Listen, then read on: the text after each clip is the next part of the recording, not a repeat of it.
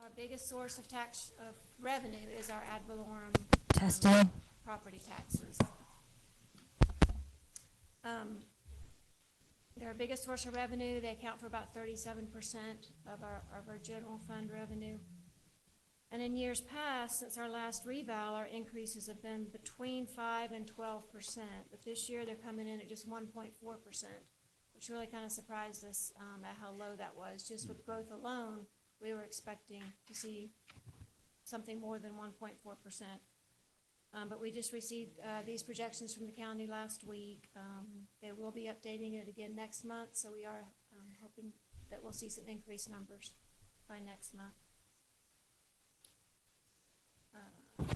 Moving on to the next slide is our sales tax, which is usually our second largest source of revenue. It has really leveled out this year. If you think back to the pandemic year and the large increases we saw, it's really kind of leveled out this year, which caught some people by surprise. We're still about 1% below budget at this point. I'm hoping to stay really close to there or hopefully slightly above by the end of the fiscal year. But this estimate that we've provided here for the upcoming year is a 4% increase. And usually the league puts out a projection for the year for the state. And I heard at my conference last week or 2 weeks ago that that was going to be 3%. So I haven't officially put that out yet, but it was unofficially 3% for the state. Usually Buncombe County is a little bit higher than the state, so we went with a 4% increase. But that very likely could change between now and next month. Moving on to the next slide, North Buncombe fire tax, which again is our second to third largest source of revenue, and the projection here is based on a 1 cent tax increase, which the town manager will be requesting again this year as she did last year. Last year it was denied, as you know, so we stayed at the 10.77 cents. If we're able to get the 1 cent increase, it would be a 7.6% increase to this revenue line. If we don't get the increase and they force us to stay where we are now, it's a 0.8% increase, which again is really low, lower than we would expect. Moving on to the next slide. So those are our three major sources of revenue. All the ones after this are minor and much lower in amount. Interest income has been a nice little added bonus the last few years. The rates this year continue to stay just over 5%. I did for the first time see them drop just slightly this past month. But we are 10% above budget right now.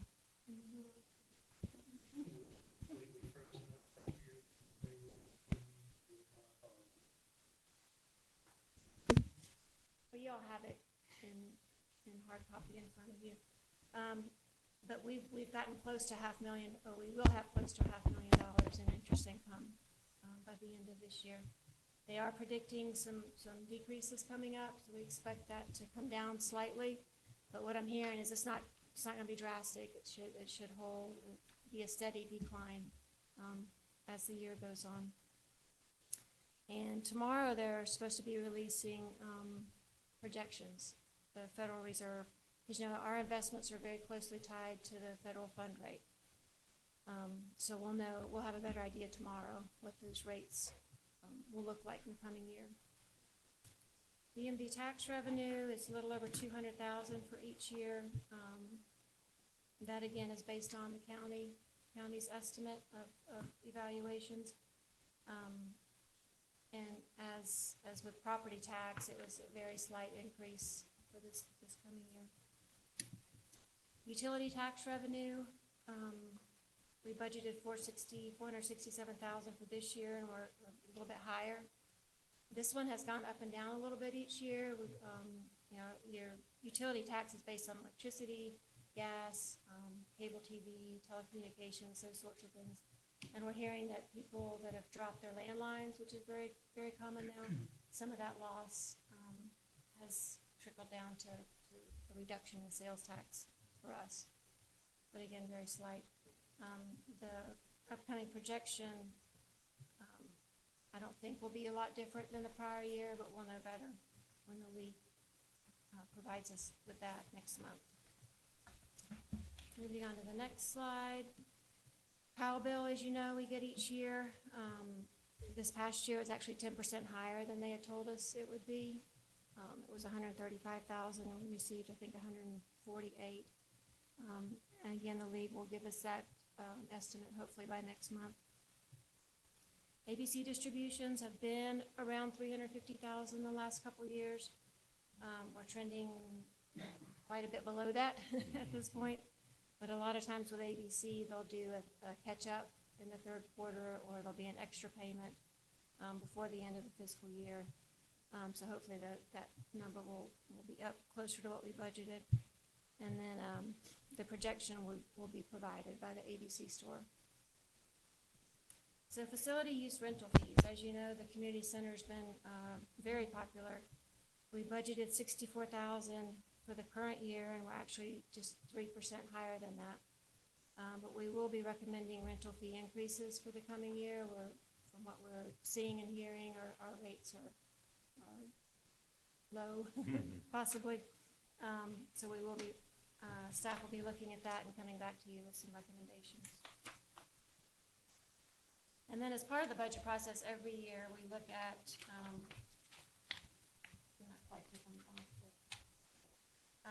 we always look at our fee schedule. We go fee by fee. We look at what might need to be adjusted. We look at what other jurisdictions are charging. So we'll be examining all of our fees and coming to you with any recommendations for increases there. So fund balance, you'll see here going back the last 5 years. The dip in FY21 was when we paid for the community center, and we're back up to higher than we were in FY19 before paying for the community center. So the line at the bottom there is your 40% target rate, and the one on top is the fund balance available. And the difference at the end of this last fiscal year, the difference between those two was $3.7 million. And you might recall we budgeted almost $2 million of that, so I expect that gap to be a little closer by the end of this fiscal year, but still above our target. So moving on to the water fund, here's your last 5 years of water revenue. It has steadily increased, some years more than others. We've averaged about a 4% increase in water rates each year. Sometimes that's led to bigger increases than others. This year we're projecting a 4% increase, but at your town council regular meeting next Monday, you'll be presented with the results of our water rate study. So this projection is subject to change based on what you hear in the study and what you decide to implement. And then in the water fund, the only other significant source of revenue is system development fees, which over the last few years have averaged about $260,000 a year. So it's a decent amount of revenue. The timing can be difficult to project. Usually the planning director and public works director sit down towards the end of the year and try to determine which developments are going to come online during which year.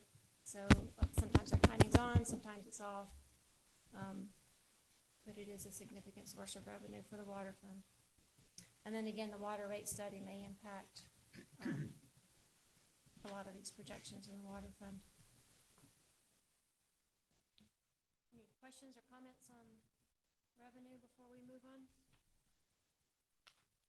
What percentage did you say the fire tax is current? You say 10 or 12%? Our tax rate? A percentage of The percentage, it's our third source of, and it's about how much? Yeah, somewhere between 17 and 19, I think. Okay, thank you. Did you get any feedback from the ABC board regarding why it's so much of a drop compared to what was budgeted? No, we haven't had 48% any. is a tremendous amount. nothing Make yet. up. We do, I do talk to, the chair, so we haven't had the opportunity yet to talk with them yet to see, you know, what they're expecting. But we do hope to have some better numbers as we move forward, in that area. Okay, and if you could get some reasoning for it, Absolutely, thank you. yeah, absolutely. Okay, great organization to do this. Any other questions on revenue at this point? We'll be talking about revenue again as we have workshops, but any other questions that you have at this point in time? So if we can move on then to, this is where we really want this to be very interactive and want council's input and discussion. And so if we could move on to the next slide, and this is just to give you some ideas of where you might start thinking and start talking. And so the first one of those is what are your priorities for the upcoming budget? If you want to share those now, we can do that. If you want a few minutes to think about it. We literally were working on this presentation up until the last minute, so we'll have other times to talk about this, but are there things at this point in time that we can take notes on and plan to bring back to you, or just simply that you would like to see with the budget? I'd like to see no tax increases.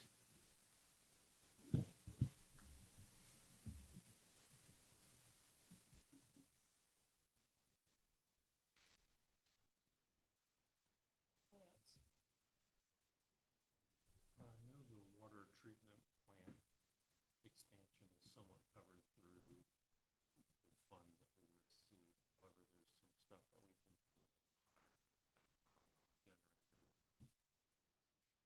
Were there a few other items that we wanted to do there that are out like authority? Yes. What's this? You want to talk about where we are with those as far as funding goes? So one of the two capital project funds in the water fund, we separated into two different capital projects, the expansion project and then what we were calling the resiliency project. So the resiliency is the two generators in the conversion of gas.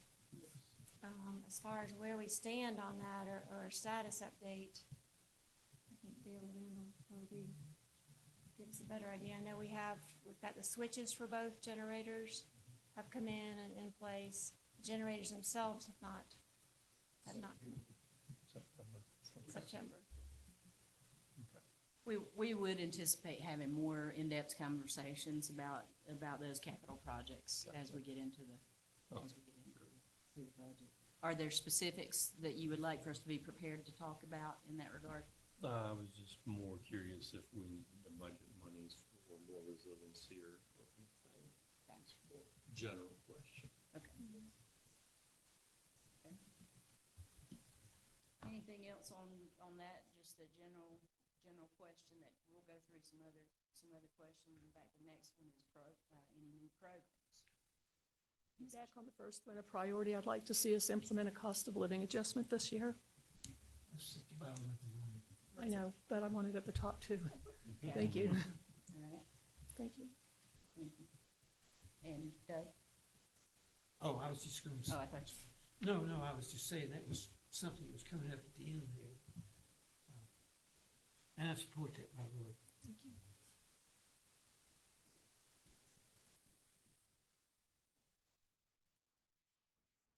Okay. Any others before we move on to the next? So last year, as you'll recall, we had a good bit of conversation about fees. And specifically last year, we had a conversation about stormwater fees. I had proposed a stormwater fee to cover some capital capital expenses and to get us started in the stormwater program. And town council, as you have every right to do, decided to remove that fee. Are you adverse to fee increases in general? And the reason I ask that is because when we're comparing our fees to other jurisdictions, and when we're coming back with some figures that we believe would be appropriate, it may be that that we suggest adjusting some fees in order to offset some program expenses, or for instance, as Tanya mentioned earlier, to address expenses, for instance, at the community center. Are you adverse to fees in general? You don't have to, you can obviously change your mind after tonight, but are you adverse to having fee increases in general? Or do you feel like the town is, in general, in a good place with regard to fees? Well, you're talking about the overall, not specific. Overall, not specific, right? I think some areas need to be looked at in a couple of places. Do you have ideas of which places? Yeah, I think that based on the usage of our community center, I think those that live outside the Weaverville city limits, we know this facility is a bargain compared to their other options for things like weddings and so forth. So I'd like to see that differential, not just Weaverville citizens, but the out of town things looked at to see if we might want to increase that, considering what other options are available. Okay. Got it. But my opinion about fees, I agree with the community center. Like if everybody's using it or anybody's using it as a rental, as a private party kind of thing. But if you're thinking about fees for stormwater or additional trash fees or those kind of things, I mean, we almost never, I mean, it's been years. I don't know how many years it's been since we raised taxes. And to me, adding fees to some other kind of bill is the same thing as raising taxes. And I just assume you raise taxes a little bit on everybody than I would to start seeing all these fees tacked on to our bills. Okay. That's good. That's good input. That is good input. It is not my goal after last year's discussions to suggest a stormwater fee or a garbage collection fee, but I get where you're going with that comment, absolutely. Well, considering the funds balance we have and the increasing, Yeah. I still don't think I'd like to see a tax increase, because we have plenty of money at this point. But if we needed it for some of these other things, like, for example, if we did want to have another park, and we're talking about extensions of the greenway and extensions of the sidewalks, I mean, we need to spend some money to do these new things that we want to accomplish. And if it's been 8 or 9 or 12 years since we had a true tax increase, I understand that property values go up, and nobody wants a tax increase. But if it's a small one, it's better to have a small one every once in a while than it is to have a huge one every 15 years or something. And as a reminder, our reval is coming up, like a year from now, we'll be in a reval year, looking at budget revenue neutral. And that's a time too, rather than bring it down to revenue neutral, go slightly above revenue neutral, and in essence, it's a tax increase. Yeah, I would agree that that's probably the time that we want to look at that, but again, it could be that this year we need to look at it, just even a percentage point for an increase as opposed to a larger fee later, or a larger increase later. And I'm not opposed to that, Okay. as needed. I would agree that in general, for fees, I would want them to be narrowly tailored to accommodate a governmental need, and therefore actually address that need, such as the community center. The increase in fees, from what I understand, goes directly toward a trend of damage to the community center caused by a lot of these parties. Well, there you go. That increase in fee is going to accommodate repair work. That's where I would stand in general.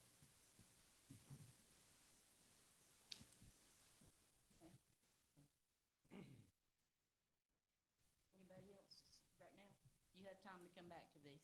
I'm not trying to rush you through this.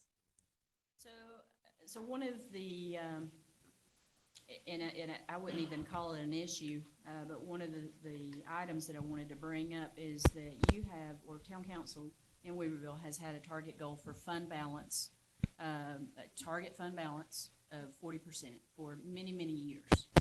I will tell you that's working. We obviously have more than that when it comes to percentage. But I wanted to ask you the question, just to be able to revisit it at budget time.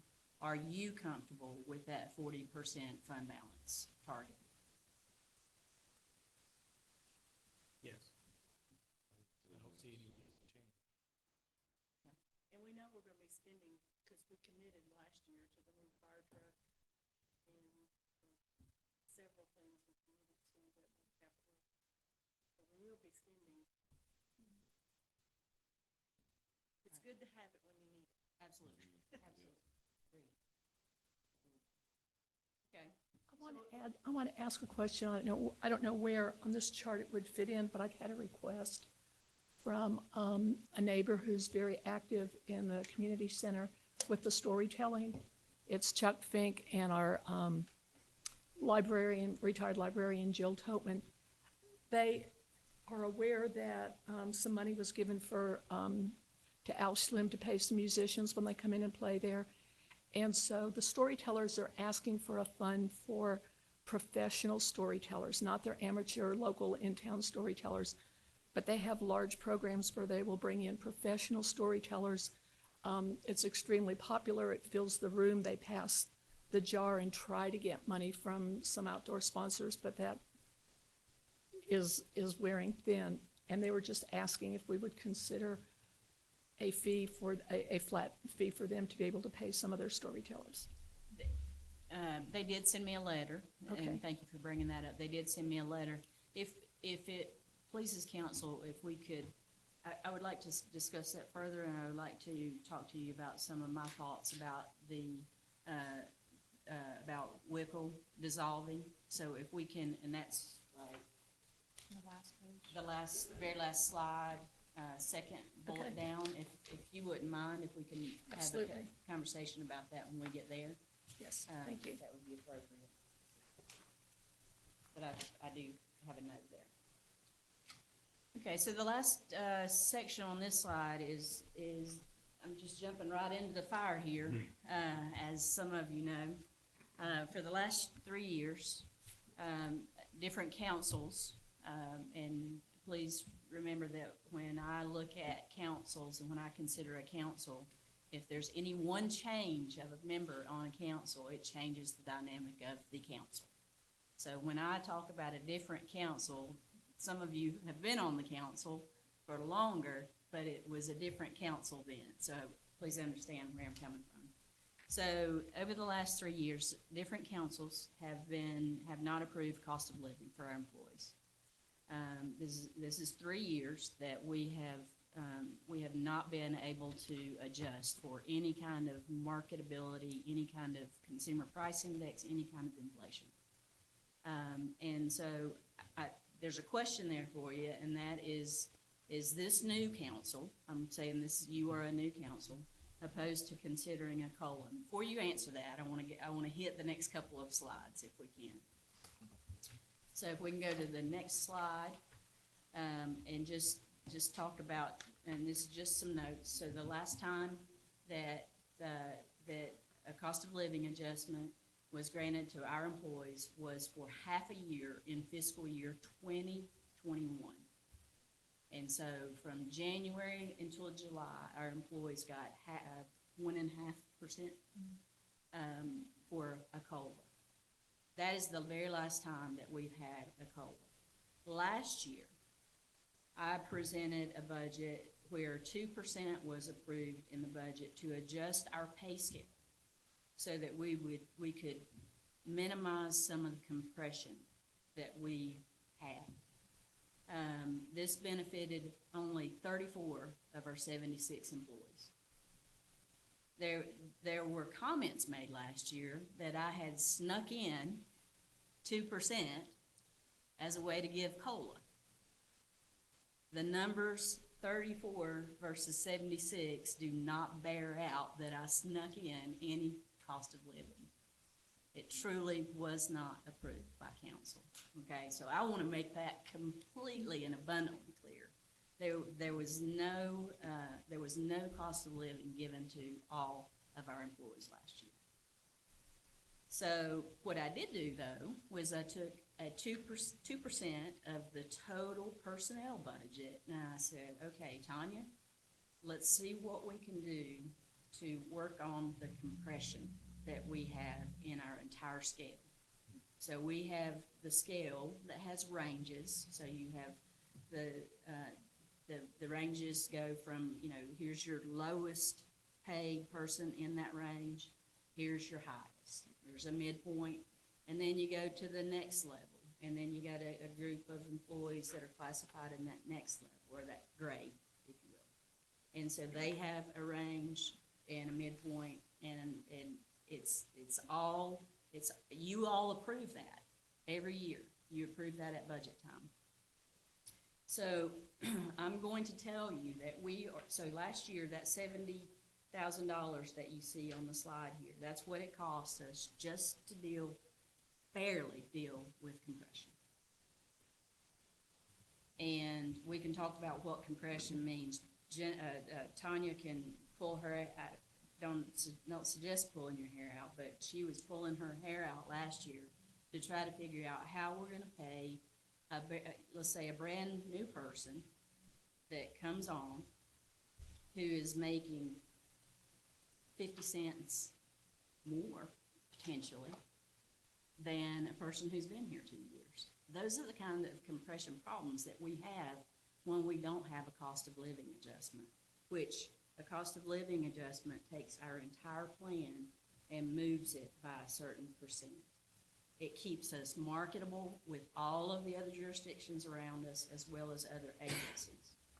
I'm going to be in the position where every year from here on out, I'm going to have to recommend to you a market adjustment if we don't get back on a COLA system.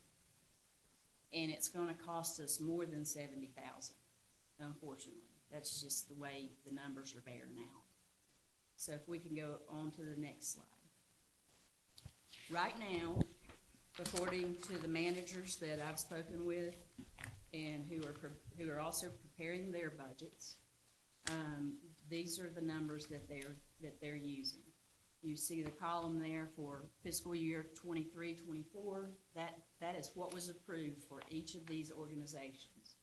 So you see Asheville there at 5, Biltmore Forest was at 6, Black Mountain was at 4, Buncombe County was at 4.67, 0 for Weaverville, 4% for exempt employees in Woodfin, 5% for hourly employees in Woodfin, Land of Sky 7%, MSD 6.3, and the Consumer Price Index was 6.5. This year, what is planned is in the other column there to the right. And again, these are planned numbers. They have not yet settled their budgets. They're in the same position we are.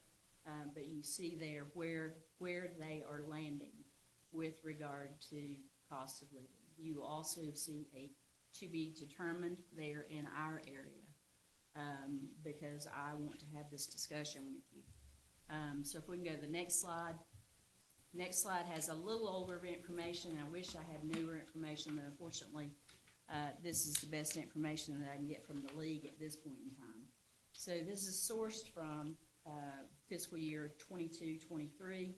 You'll see there that 46% of the jurisdictions that responded to the survey granted both a COLA and a merit, which is what we were doing before 3 years ago.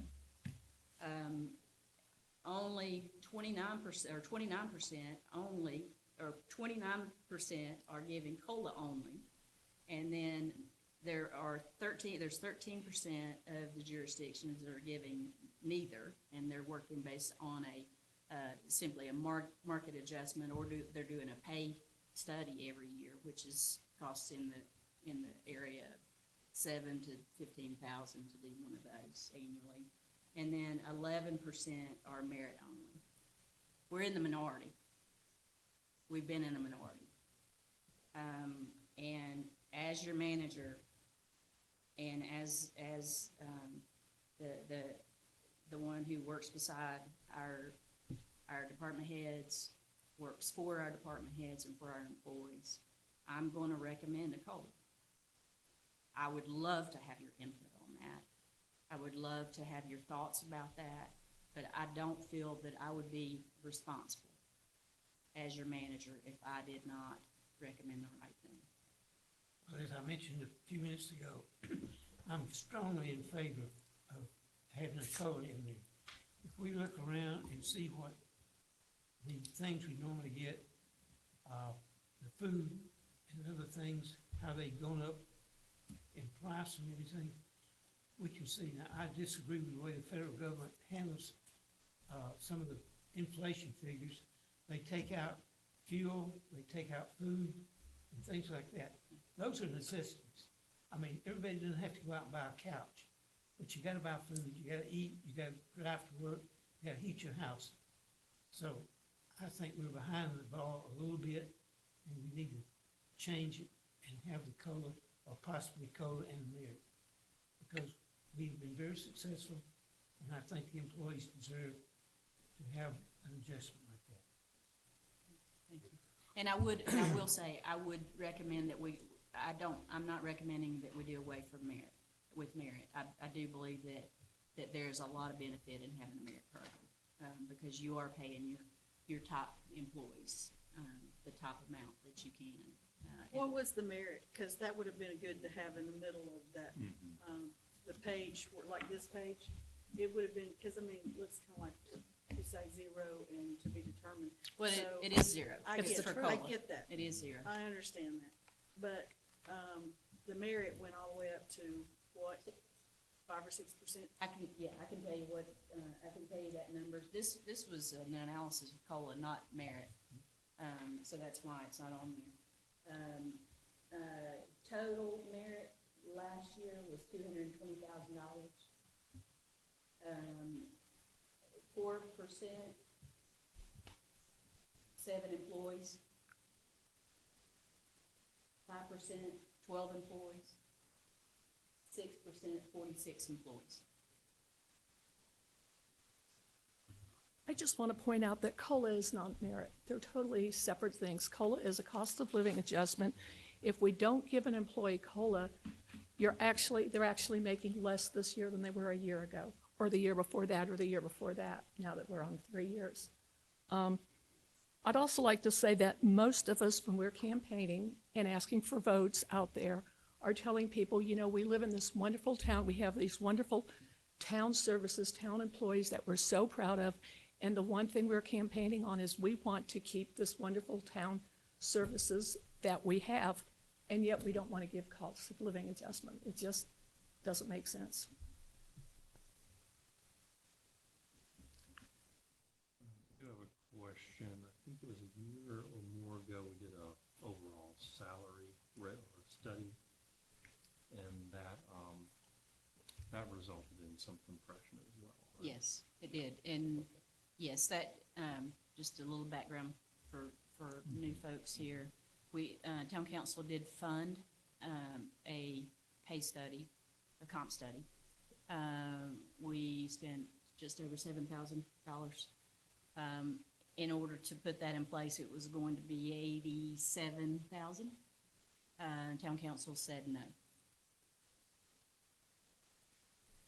So we ignored that. It was years not ago. approved. Right. But at the same time, they approved increasing the minimum levels for some departments. So that, along with not implementing the pay study, but then raising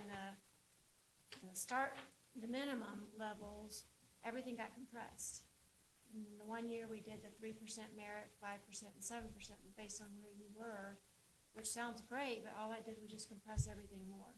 And the problem is, in some departments, someone earns a promotion, we can't promote that person without leapfrogging the one that's already in that position, which isn't fair, because they've already been in that position for maybe a year or two. So we end up having to constantly shift and bump just to try and keep some space between, some differential between employees based on how long they've been there and based on their position. Well, I agree that COLA should be part of compensation plans that we look at every year. every year. What percentage do you have in mind? If we can go back to the slide, yeah, that one. The last time I looked at the CPI, I believe it's 3.8. However, in my mind, I've been at 3.5. That's just been what is in my mind. But again, we've got 1 month before I present to you my recommended budget, so I've got to get my mind to settle on something, but that's kind of where I am right now. And if it was 3.5%, what would that be in terms of like a budget number? That may be too much to ask right now. A bunch. I know it'd be a lot I'll of send money. you that. I know it'd be more than $70,000. Yeah. Which ballpark? I can do that. Which ballpark is it in? Yeah. So do we know, on this, can we have in the future, a page like this that tells us if Asheville and Black Mountain and Buncombe County and Woodfin, if they also do merits? If They do not. I can tell you, they do not. Land of Okay. Sky is working towards that, but they do not have one. So all these that you gave us fall within this 29% COLA only mostly? Fletcher does a merit. She didn't Fletcher, put Fletcher Fletcher on did a here. merit last year. Okay. Yeah, Fletcher's not on the list. All right. I know that the City of Asheville is working on a merit program. It may be implemented this year. Buncombe County's doing the same. I don't know when it's gonna be implemented. Woodfin has been working on another type of, it's not a percentage merit program, but they just implemented it last year, but it's not a comp, it's oranges to apples as to percentage amount, which is what we do. But I can get you more information on that. MSD, I'll have to check with, them. I don't know, if they offer a merit. Well, I mean, I like the both, but it's hard to say we give the top of the COLA and then give another, I mean, you want everybody to get both. You really do.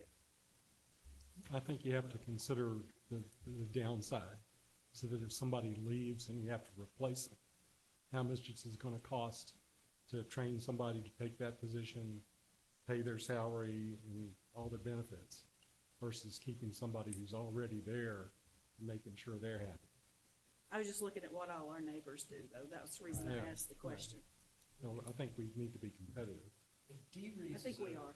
A good point, something that you mentioned as well, that I know that when you're making a hire at this point, 'cause I'm new here, so I'm just learning what the public sector does, but I can tell you what the private does. The person coming in is very often making more than the employee you've had in that position, or a similar position that you've had on the payroll for several years. And now you gotta raise that person, or else it's just not fair. I'm seeing that a lot. You know, paralegals coming in from outside are commanding $50,000, $60,000 a year. You might have somebody on payroll that's making $45,000. It's not fair.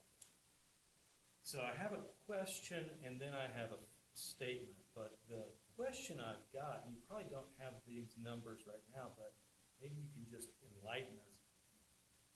What's our percentage on employee turnover? Are we losing staff right now because of our pay? And in their exit interviews, are they indicating that it's because of compensation? Do we know anything like that? Have we lost any staff in the last couple of years? I'm gonna get Yeah, paid and- more in Black Mountain? In the last couple of years, yes. Yes, okay. In the exit polling that I have done, the employees that have left have either retired or they have gone to Got a some better place rate, where they can get a paid. better pay. offer. But that's been a couple of years ago. I have not done a poll or even we haven't even done an employee turnover analysis this year. This year we did, yeah, we've done it every year. We Not did lately. it last year, but I'd not love this to year. see that, even last year's. But, and I'll move into my statement. Staffing challenges and hiring challenges are tremendous right now. It's very, very difficult, and we need to prioritize loyalty. We need to prioritize making employees so that we retain them and they do not leave. So I do support a COLA. And I will tell you that, you know, last year, I think we did, at my firm, 5.2%. And it hurt, and we did it anyway. And I think this year it was 3.2%. And it hurt, but we did it anyway. I think CPI is a little bit high. You might have been 3.8. I think what we used was a slightly different number, 3.2, but we did it anyway.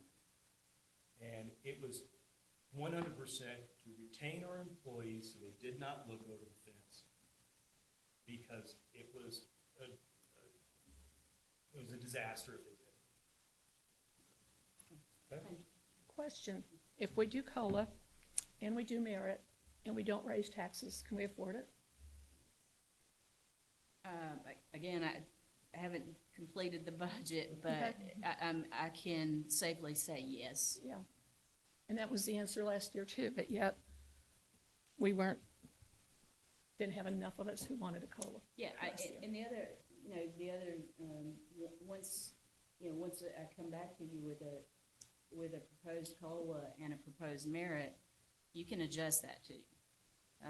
It could be that, I've seen us do a total of 5 and 3 of it's merit and 2's cost of living, or, I've seen us do it in different ways. I've seen other jurisdictions do it in different ways.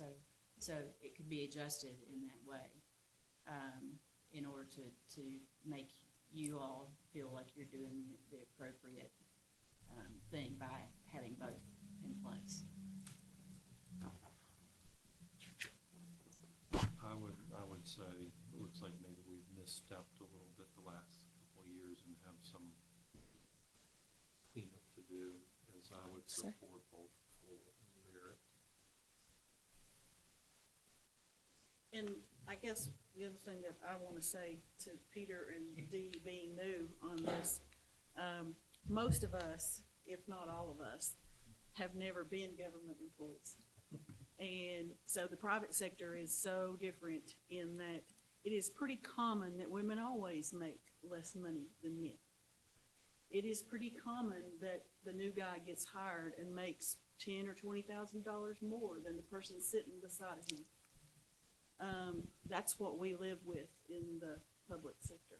So for us to come on and then get used to, and we start hearing about, well, you're a grade 13, 14, 15, and if you can't do this without doing that, so you cannot raise this guy $10,000 just because you hired me at $10,000 more.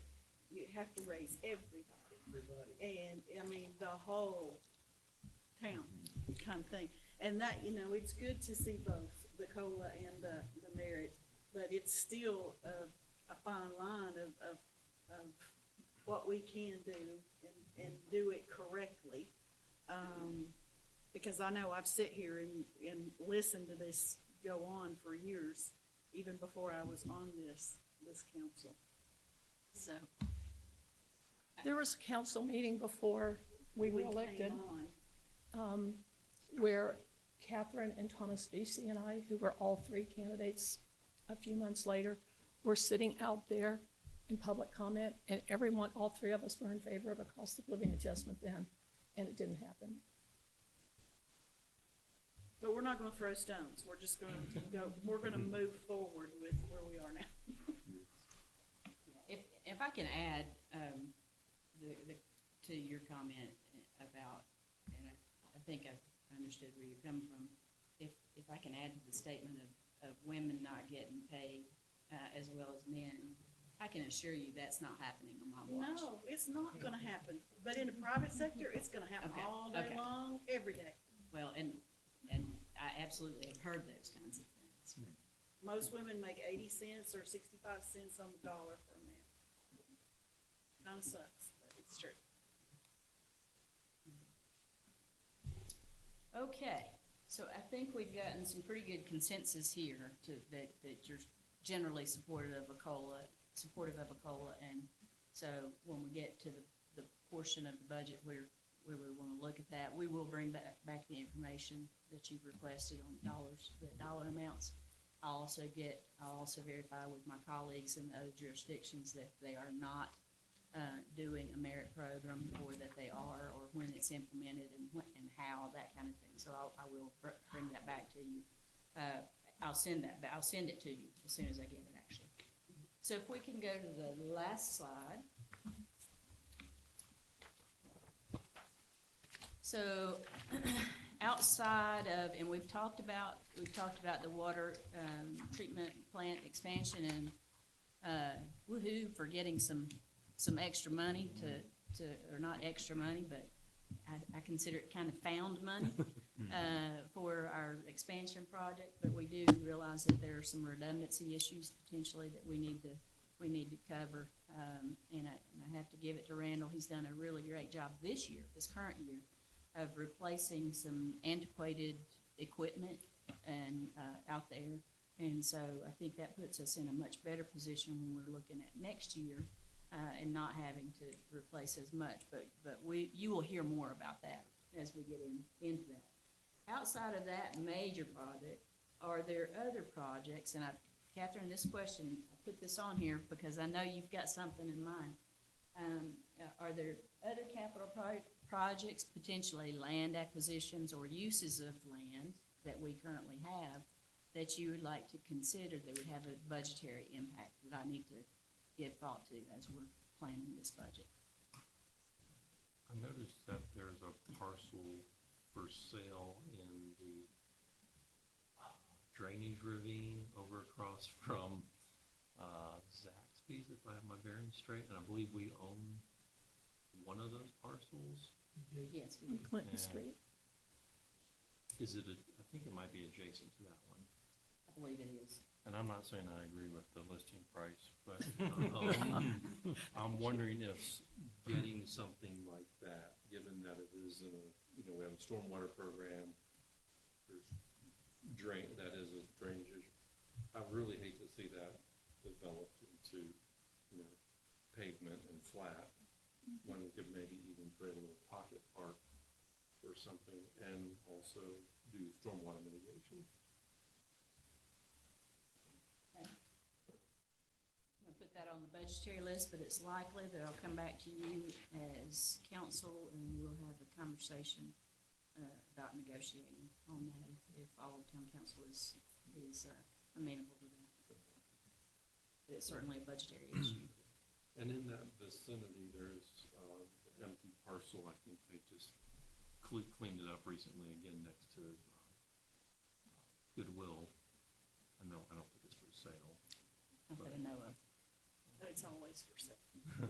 Well, You anything's just for have to sale. know who Everything's for that sale. owner is, yeah. It It seems is a like lot of money. that could be a beneficial parcel to the town, given its location, accessibility to all the downtown businesses.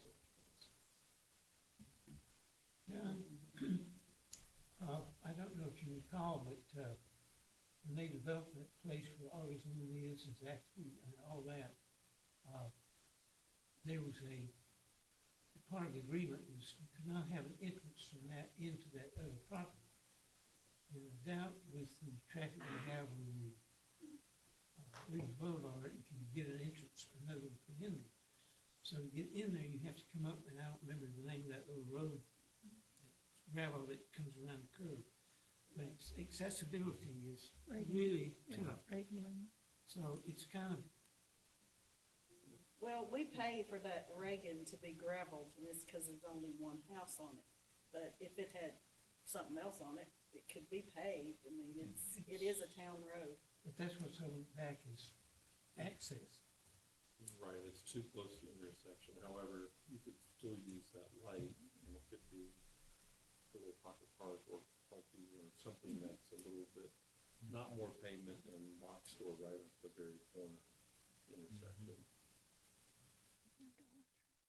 And the other thing that, I don't know how much money we need to spend on the storm water plan for the nature, but the presentation that we had there, it would be nice That was something I wanted to bring it'd be up. nice to move forward with the things that were recommended. Yes, I would agree with I that. agree with that. Yes, the nature part. It's nice when these strategic plan issues go fold right into the budget. Yeah, That reminds me of all the potential trail stuff. Yeah. Could be coming. I understand those have high price tags. They do. I will tell you, go ahead and tell you, initially, for the Elder Cove project, which, I'll be reporting on next week too, letting you all know that we are set to have the application complete, for the open space recreation bond, the county bond.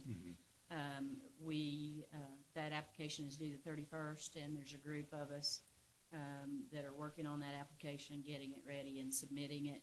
But I'll go ahead and tell you that what has been submitted to us right now is, and this is coming off the top of my head, so I'll give you better numbers when Peter Mills, who's been working on the project, can actually give you better numbers when he presents the project. But we're looking at the trails as they are in his initial draft at 505,000 for just the trail portions, and then another potentially 95,000 for parking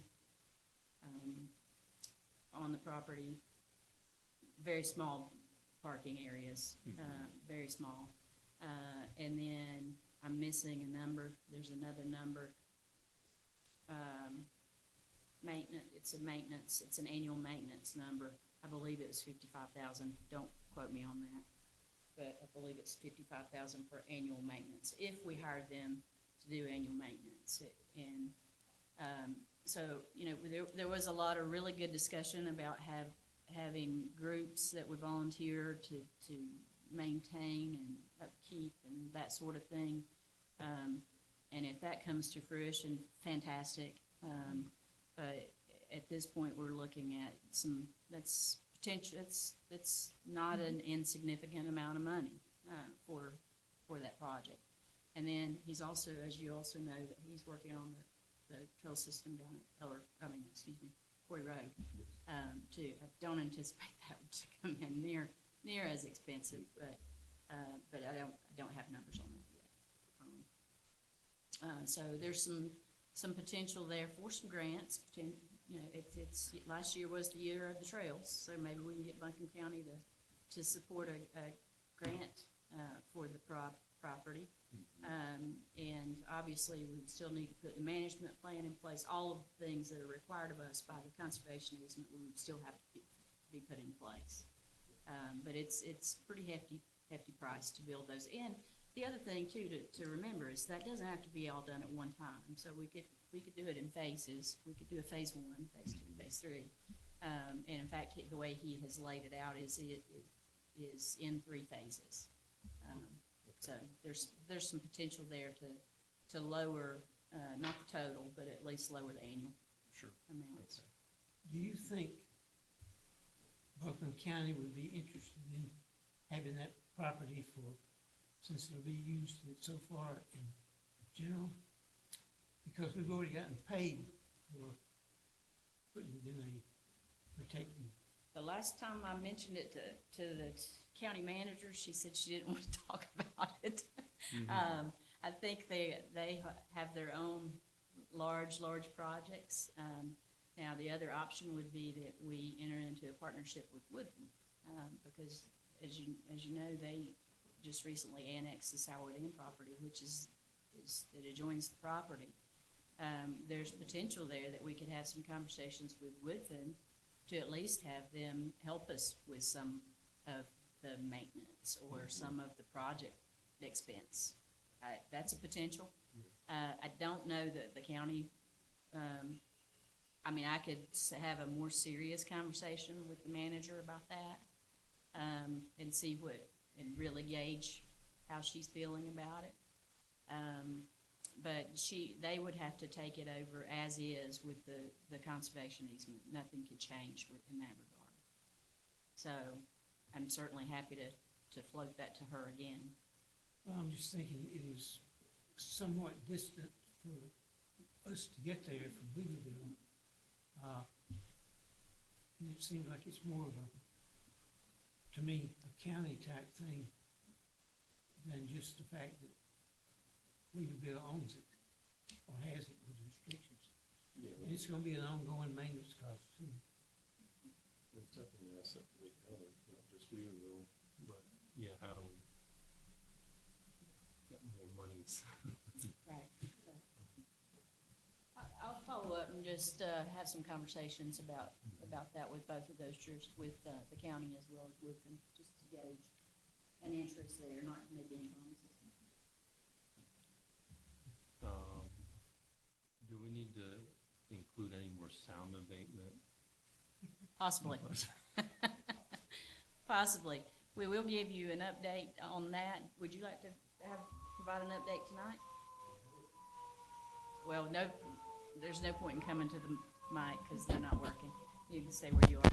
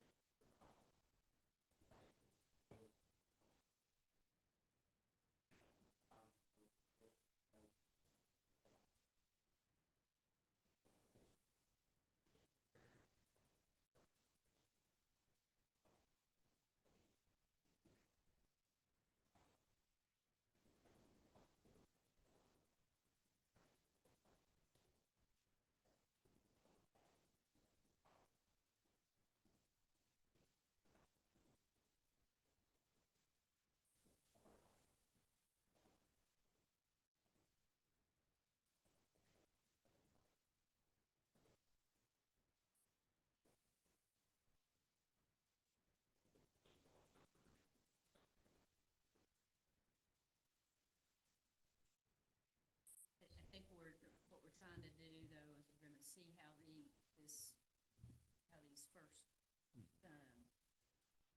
tools for these, work and with the willingness to do more.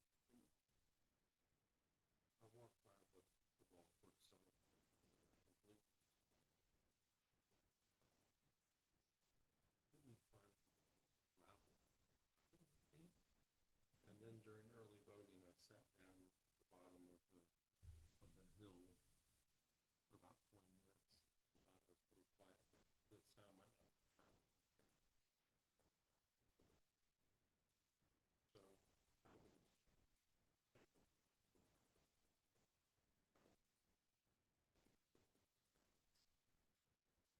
And I mean, you've got to think too that the foliage as it comes on. It will help. A great deal. I did the same thing, from the Lakeshore Drive side. I heard the rooster louder than I heard the pickleball. And then I went over to, Metcalf, and the same thing, heard the rooster loud. But I don't live there all the time, so, you know,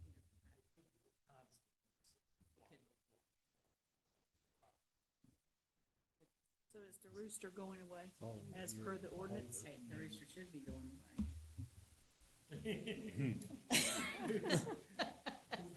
Vice President, charge of roosters. roosters are one of those things at first you hear it all the time and later you just You ignore it after that. doesn't, it's just Teach me background how noise. to ignore mockingbirds then, John. No. Any other major capital projects that you want to talk about right now? And again, we're open to hearing these anytime. Shoot us an email, and ask us questions.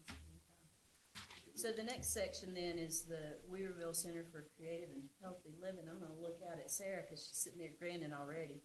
It is dissolving. We we now know from, we've tried to look at this from a couple of different directions, as far as, you know, should we try to keep the Whipple board? Should we go ahead and let it dissolve and we take over? We've looked at our options there. I want to share this with you before I share with you what my recommendation is going to be. We have heard from the League of Municipalities who provides our insurance that they cannot cover if it is maintained as a nonprofit board, they cannot cover it. So, knowing full well how much the programming means to the community, and how everyone loves everything that's going on there, my recommendation to you is going to be that we take over, as opposed to just letting Whipple dissolve and go away and no more programming. I'm going to propose to you that the town take over the programming. So you will see a budget that is somewhat different. I think Sarah is absolutely capable of taking this over. She does have some part-time assistants that also is a part-time person cross-trained in finance who's going to help with some of that. But I need to really look at it more to be able to determine if we're going to need more staff this year. I don't, as of right now, I'm not thinking I will recommend more staff this year, but it may be that we're looking at more staff for another person next year. That's where I am, unless town council tells me we're going the wrong direction. But I think that it would be a shame to allow the programming and the community engagement, just the simple community engagement that happens there, to go away. And so part of my goal would be that we do include some funding and some mechanism for determining the amount of funding for musicians, professional storytellers, those kinds of folks who have continued to be very faithful in providing the events down there. So to answer your question, Michelle, about providing some funding for storytelling, at this point in time, where I'm sitting and how I'm thinking today, we would include that, but we would include it in the recreation budget, and we would come up with a procedure of how we determine who gets paid, who doesn't, that kind of thing. But that we continue the programming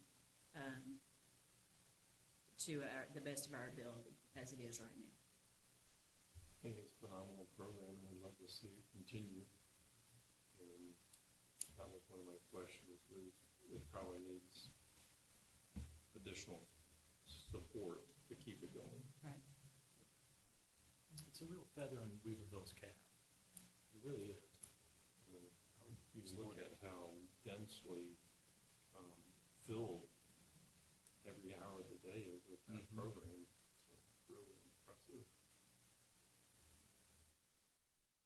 Do I see any heads saying, no, Selena, you're thinking the wrong things here? Do I see anybody that's adamantly opposed to me continuing to go down that path to research and see what we need to do? Okay.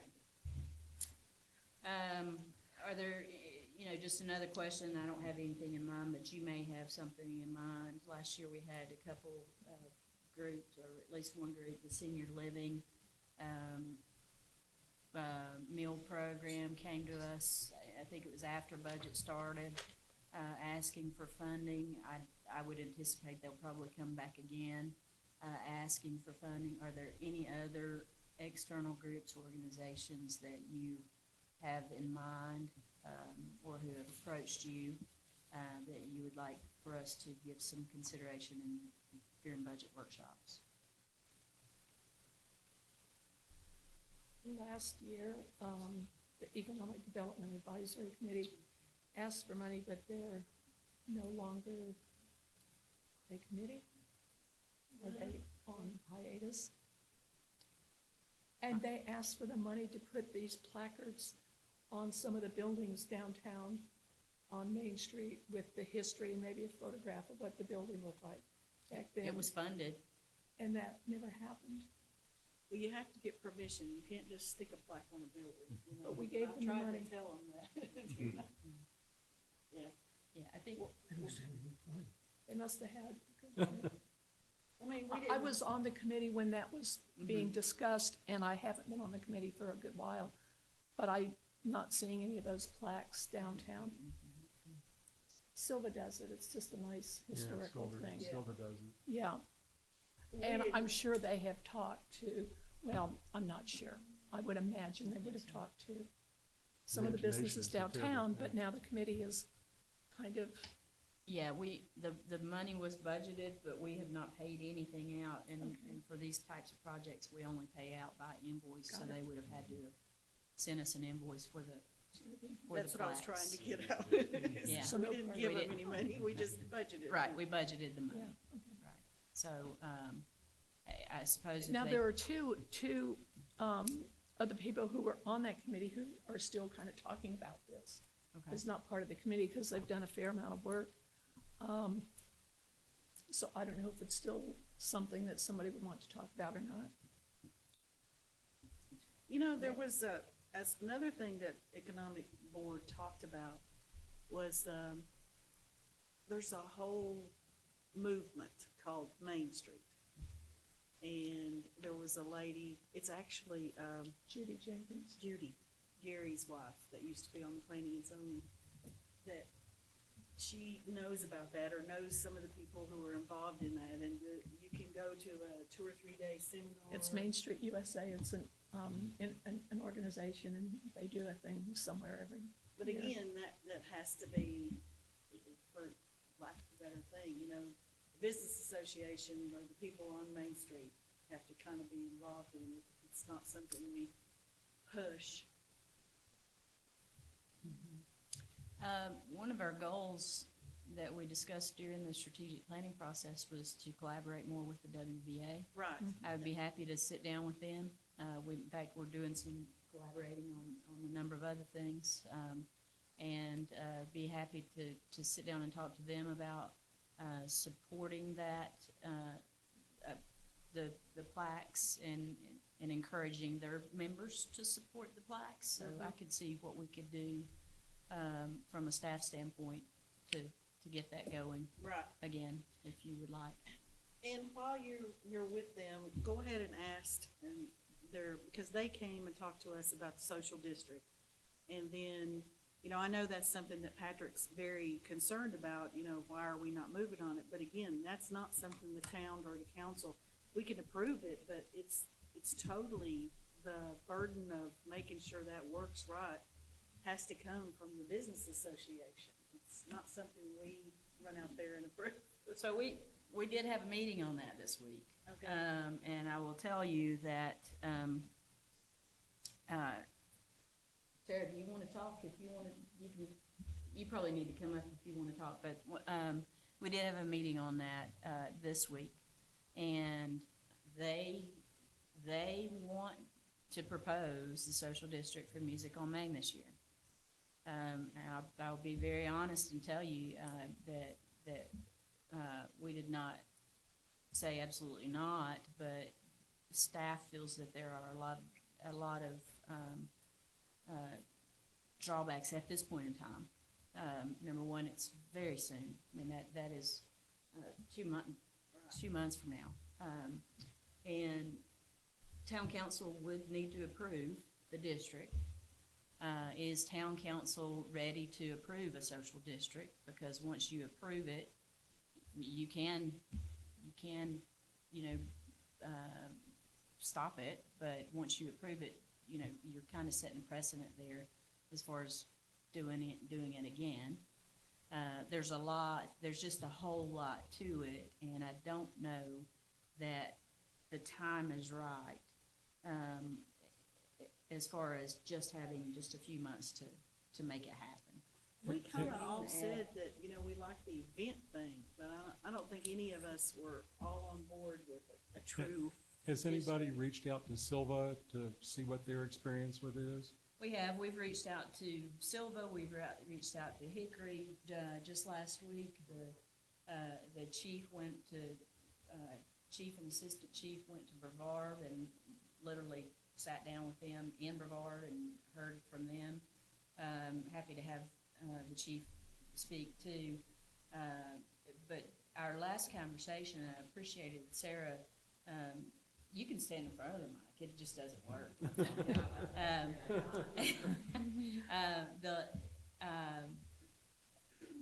Now I've lost my whole, yeah.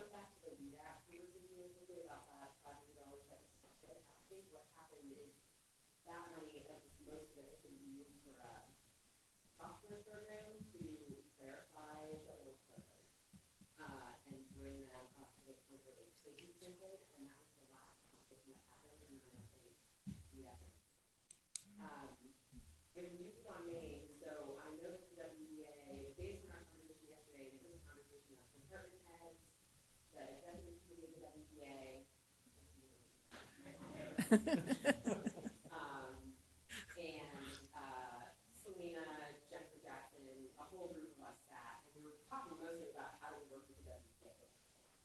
But the bulk of the hour and a half was spent speaking on and so we all agreed that an event-focused social district proposal would be best for the WPA. And the next steps that we, provided to them would be work on the proposal for town council for the April meeting, if we really want to talk about it. Also, proceed with the news on the proposal to town as you would if, if social districts were not on the table. So work on that as well, and submit a map, really dial in the plan on the map of how you're going to manage the social districts, the plan for security, transportation, and for people to pay. Bartending. Exactly. If there's like security.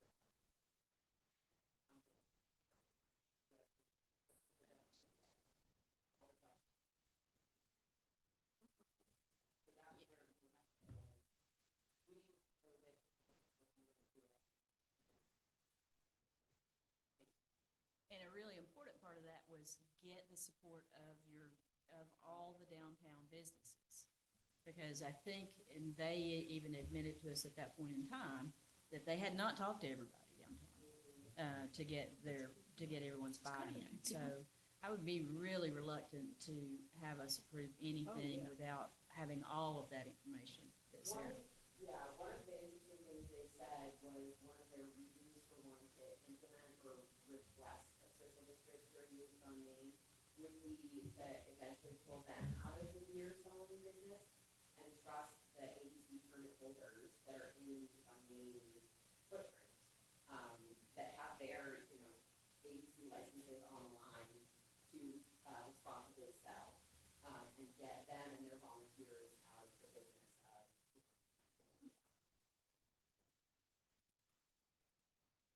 Yeah, one of the issues that was brought up at our strategic planning meeting that Saturday was maybe some complaints about too much social activity on Main Street during some of these events that are booked as family events, and some disruptions.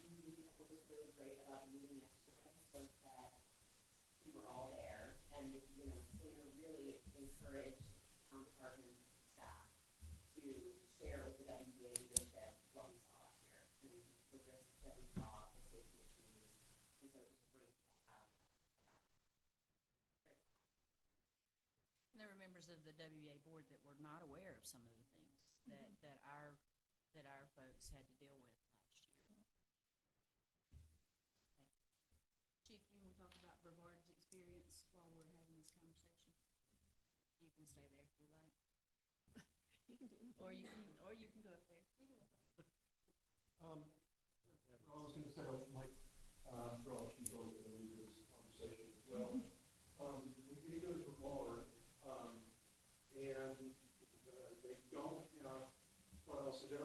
some of the topographical concerns and geographic concerns that we do.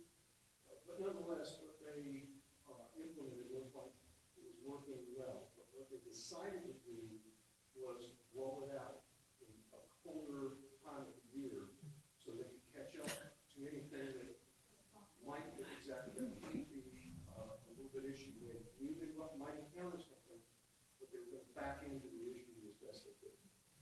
But what we saw, from what I observed, there was some signage that was there.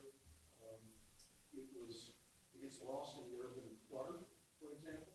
There's many issues that were going forward. I thought, well, we need to give this to council and the WBA to see how much more information. We need to get more information. And we need to do some comparisons. I think that their systems seem to be working well. But we have some constraints they don't have. We are missing sidewalks. We do have an upward slope, if you will, going up to the street. They don't have churches. They don't have schools. So some of these are concerns that everybody needs to be aware of. And I think that we will get some buy-in with the WPA will have, depending on what their plan is in the geographic area.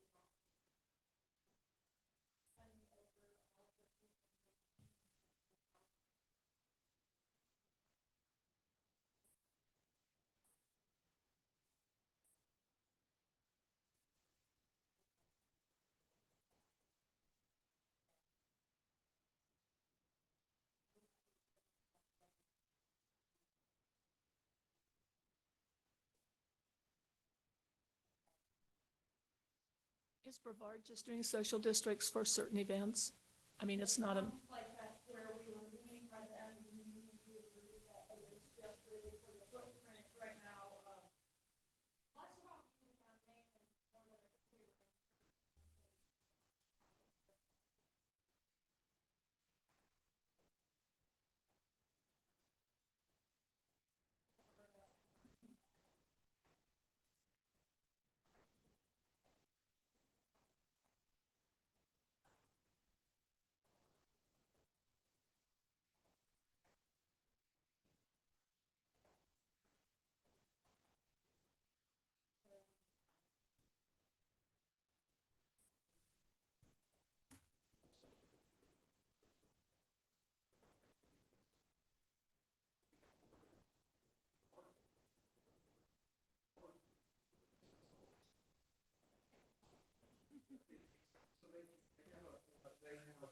So their needs are starting different. Did that answer, was your question I was, if Brevard had event specific? are they, Brevard is 7 days a week. oh, Really? whoa. Yes, it is, 7 days a week, but interestingly, when you look at their footprint, they spend the, it is just into the downtown, it's very small, it doesn't affect residential areas at all, for example. We would have to continue on a couple blocks through more commercial area before it reaches, a residential area. They have a lot of seating and communal areas where you would see that some person would go to just take their hair, and then someone goes to take their hair, and maybe they'll just stand up to a nice little picnic area or seating area around the bench. So we like that as far as expanding social district. That's something we want to They have dedicated seats and awnings and places to sit where people can go. They've actually been through their streets for the last 2 years in order to make those accommodations for people to be on. Right, so still the amplified broadcast and especially and that comes with its own challenges. Let me add, in a conversation that I was having with our town attorney this afternoon, we were talking, excuse me, we were talking about social districts, and, you know, I hadn't even thought about this, and you all probably have, but when we're talking about social districts, we're not just talking about beer and wine. We're talking about shots of Fireball, or, you know, a shot of moonshine. We're talking about liquor too. So this is not as easy as just a, you know, a container of beer or wine. We're talking about mixed drinks, you know, Long Island iced tea, which has bukus of alcohol in it. So, so a social district is actually open to all of that. One of the things that surprised me, probably the most, were a number of the merchants who sold alcohol did not want. They wanted to keep their customers there, Yeah. as opposed to somebody getting a drink. Well, I don't blame them, you know, I would feel that way too. And so it was a little bit of wild. And some of the decisions will still have to make, I was thinking about, so let's pretend you do make social districts and you didn't have necessarily. One of the things.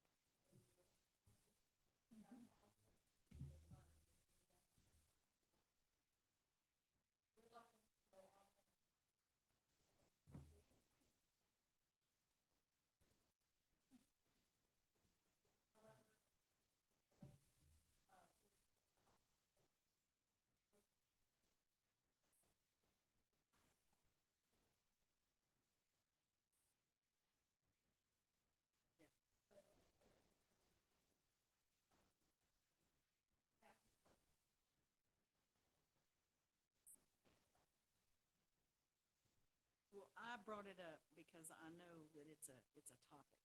I'm not necessarily in favor of a social district. I like the event-based thing. And I know I grew up during the time of Bell Share.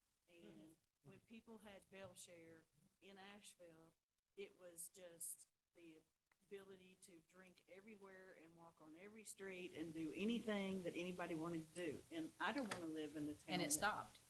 Yeah, well, after 25 years or Yeah. whatever, it stopped. But, you know, the worst place, and I hate to say this out loud, but the worst place I've ever been in my entire life to visit was New Orleans. And I don't want Weaverville to be New Orleans. You know, I think it's great to have an event party and have some beer and wine. But no, I don't think it's great for people to be taking shots and then maybe getting sick on the street. You know, that's not family oriented to me, you know. Well, and I think that, along the head is in terms of what we were discussing, we can implement, I've been confident that the police department can implement a plan that council would have if they approve the social district. But I think it goes into what does council want to do? Right. What do they want? And here's the other example of this categorically signal, you know. Something very One other, thank you both. One other piece of information that we will be bringing back to you, because I've asked for each of the departments that are involved in Music on Main, is to bring to me, and I'll share it with you all, a price. Basically, this is what it costs the town of Weaverville to, you know, have overtime for our employees, because these folks, we don't have an auxiliary staff. We don't have a standby reserve group of folks. So I do want y'all to know that. I want you to understand that this is the amount that the town of Weaverville taxpayers, even those that don't come to the event, are burdening this amount. So I will be bringing that back to you, not to discourage or encourage, but I think it's good information for you to have. Well, and that's what I wrote down, picnic tables and bathrooms. I mean, we don't have public bathrooms, and they are very nice. And I have been to a lot of small towns that's even our size that have some nice little small public bathrooms. It'd be great to have them. Be nice to have, whether you have a social district or not. They're just nice to have. The other thing I did not mention that I want to, before we leave, is sidewalks. I didn't tell you when we talked about everything, but I'm still very involved with wanting to put money in the budget for more sidewalks or active Weaverville, that kind of thing. One of the issues that we had a presentation about was closing Florida. So, see what the impact of that would be. Or maybe close Florida when we do social districts, if we do event-based social districts. I think Paul from Hoppy Trees brought up the issue of closing Florida, but I think he was talking about permanent closing Florida. Yeah. And just making it a pedestrian way. Which would I be have nice. heard from John Arentz from Alluvium, the general manager of Alluvium. He is absolutely 100% against that. And I think he intends to come Monday to in the public comment period and speak to that point. And the That's what he Magnet, told me. they're 100% against closing it full-time too. Mhm. But she said, closing it for events Yeah, that's one- different. But, they ship a lot of stuff, I think, via UPS, and they like their drivers to be able to come down Merchant Alley. Oh, yeah, Yeah. Willbrand gets deliveries back there. But, if you walk Florida, which, I do, I understand maybe it doesn't need those parking places. The thing about Florida, which is frustrating, is the fact that it's supposed to be one way, and people can't read, or they don't ridiculous. care, and so it constantly is not a one-way street. It's a game I play with my friends when we are at the Porch of Alluvium to just see how many people drive the wrong way down Florida Avenue during the hour we sit there. Do you guys It's do usually a it? dozen. Do it? A shot every time somebody gets, that's what I we mean, do. they just go. It's not, they don't even slow and then just say, Yeah. well, let me try it. They just go. Even after they move the signs. Yeah, they move the sign. You're gonna have to put, one of those spikes that you ride on. I know, I think about that. Put our parade Pedestals. Jim barricades. Davis is nodding. The pedestals that come up out of That'll the, fix it. if you had like the radar that would trigger the posts that come up out of the pavement. Bollards. Yeah. Well, is there anything else that we want to comment on? Yeah, Selena? I think we've covered the last two there. The only thing I would say to you is if you have questions that you don't think of tonight and they're burning questions and you want to shoot an email to me at any point in time, feel free to do that. And our general practice is if we're sharing information, let's say if Dee asks for one piece of information that's budgetary, I'm going to copy you all on that. So that you all will have it. You don't have to respond, but that you will have the information. So feel free throughout this process that if there's information that you would like to have as we go through the budget deliberations, feel free to reach out. And thank you all. Thank you. Appreciate it. Is there anything else? We can be adjourned.